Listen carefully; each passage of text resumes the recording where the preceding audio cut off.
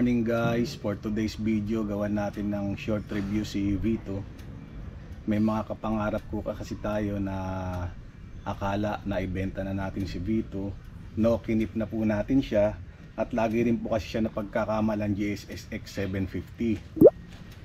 So si Vito ay isang Japanese motorcycle, GSR 750 Suzuki 2016 model. Ang SRP po niya ay 499,000 sa Suzuki Makati.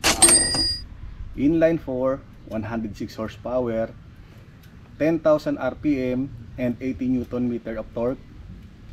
Ang engine po niya nanggaling sa GSXR 2005-750. Meron po siyang 211 kg weight, abs.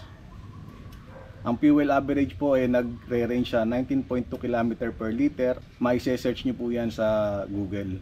Depende na lang po kasi yan sa ating riding skills at riding style.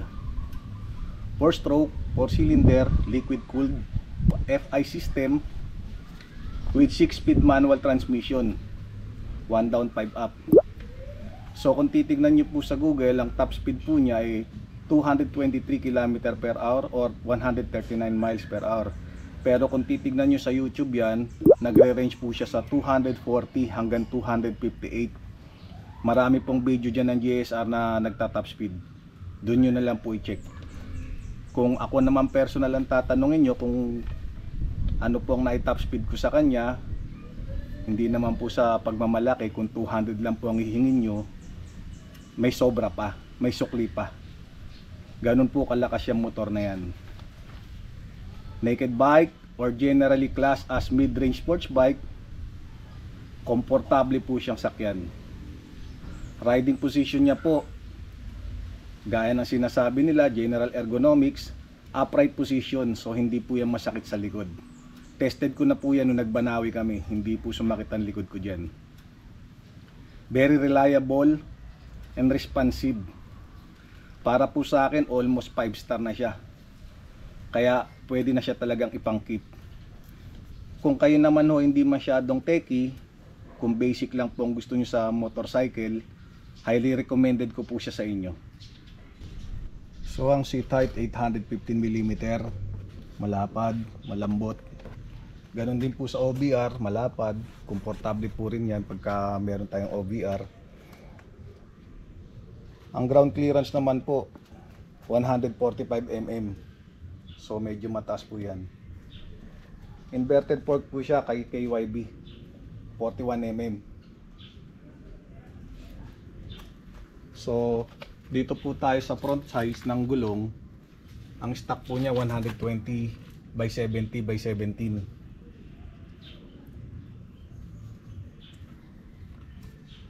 Sa front po meron siyang double front disc, Tokico po ang brake niya. Abs din po yan.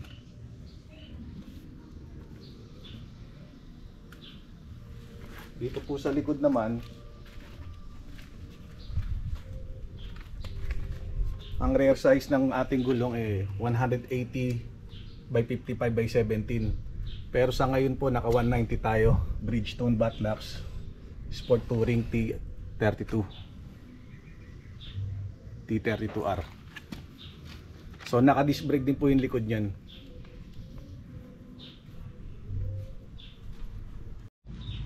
Ang rear sprocket po niya ay size 42. Ito po.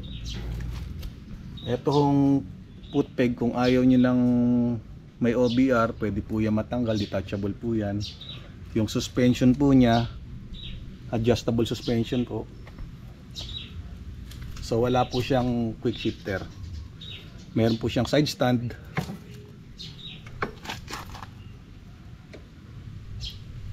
Yung front sprocket po niya 17 teeth nando sa loob. 17 teeth po yan.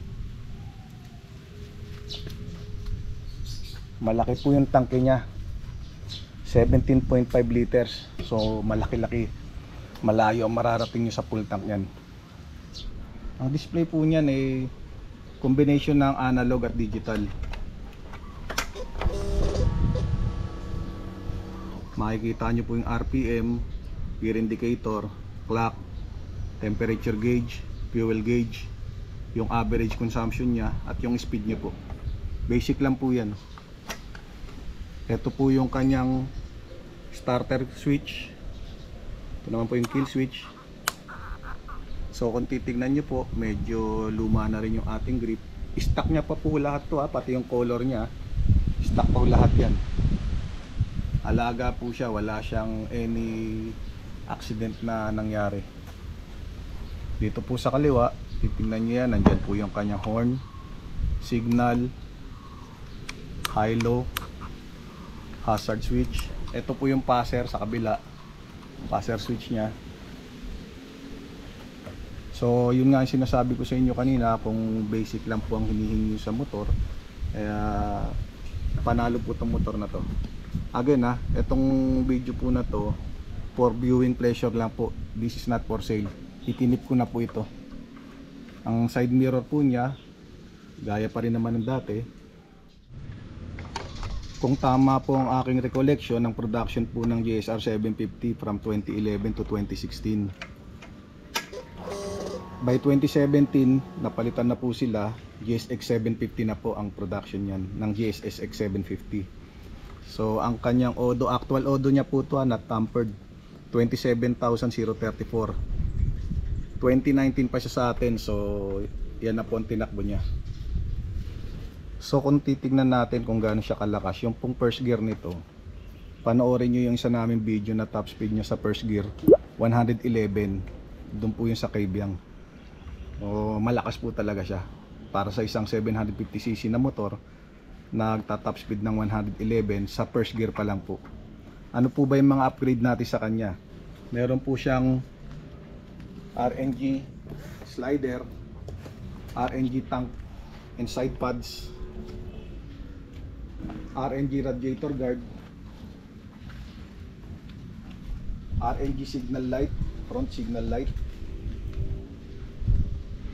naka Air Max windscreen na rin po siya, adjustable yung kanyang brake and clutch lever. Sa ngayon po naka atomic mini driving light lang siya. Napundi na kasi yung ating Denali version 1. Dito naman po sa likod,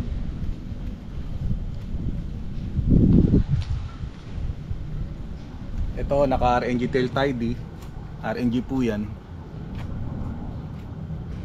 Naka integrated tail light po yan. Ang exhaust po, Austin Racing slip on with mid link, tank bag Kusima. So guys, ito ang sitting position ng isang 511. Flat footed, nakabend ng konti yung ating legs. Upright position pa rin naman, kahit yung OBR natin hindi mahirapan umangkas. I-try po natin pasadahan yung specs ng GSX 750 para mai-compare po ninyo kung anong difference ng GSX 750 at ng GSR 750. Nung nakaraan kasi nasa Suzuki Makati ako, pinalo up ko yung plate natin. Unfortunately, wala pa rin tayong plaka. So maganda naman yung kanilang paliwanag, tiis-tiis na lang po muna tayo, naiintindihan naman natin sitwasyon. So guys, sa GSX 750, ang una nyo mapapansin, yan po, meron na po siyang belly pan fairing cover protector. Yan, makikita nyo naman siya. So mas prepared ko kasi sana mag-review pagka meron akong personal experience para mas ma-explain ko na maayos. Anyway, ito naman quick comparison lang para meron kayong idea. Same engine pa rin naman siya, new exhaust, new tapered handlebar, new swing arm, hubs pa rin. Meron na po itong Suzuki Advance free traction control. Depende po sa road yan, road condition. LCD dash na rin po yan, taken from GSX 1000. Preload suspension spring. So halos lahat, almost same pa rin naman siya sa GSR 750. So guys, for more information about 2024 GSX 750, this color blue motorcycle, pwede nyo pong i-research yan or mag-visit sa mga branch nila. Again, quick review lang po ito para may compare natin sa ating GSR 750. So i-test drive na natin tong GSR 750.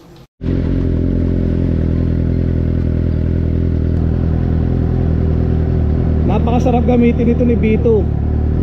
Smooth, walang masyadong vibration. Maganda tumunog kahit na ano exhaust ilagay mo. Inline 4 kasi. Dali niya i-maneuver.